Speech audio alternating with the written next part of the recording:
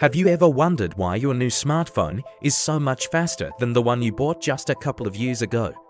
Or how computers that once filled entire rooms now fit in your pocket? The answer, in large part, is a principle known as Moore's Law. It's been the driving force behind the digital revolution for over half a century. In this video, we'll break down what Moore's Law is, how it changed the world, and what its future looks like. Welcome to Content Analysis. Let's go back to 1965. A young engineer named Gordon Moore, who would later co-found Intel, was working at Fairchild Semiconductor. He wrote an article for Electronics magazine where he made a stunning observation. Based on the trends he was seeing, he predicted that the number of components, specifically transistors, on an integrated circuit would double approximately every year.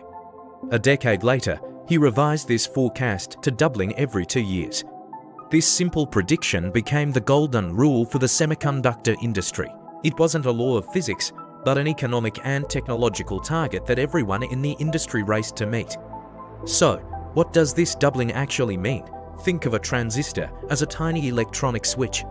The more switches you can fit onto a single chip, the more calculations it can perform.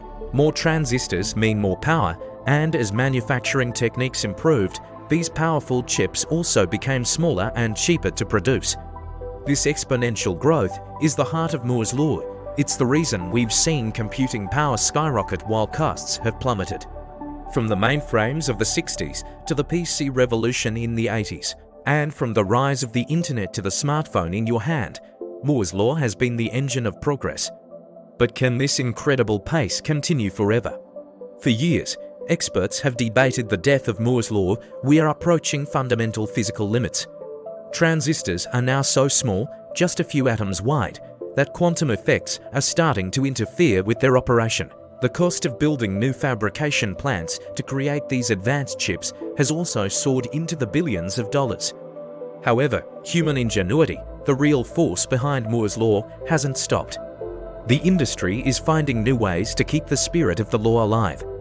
Instead of just shrinking transistors, engineers are innovating in other areas. This includes advanced packaging techniques like 3D stacking, where chips are layered on top of each other.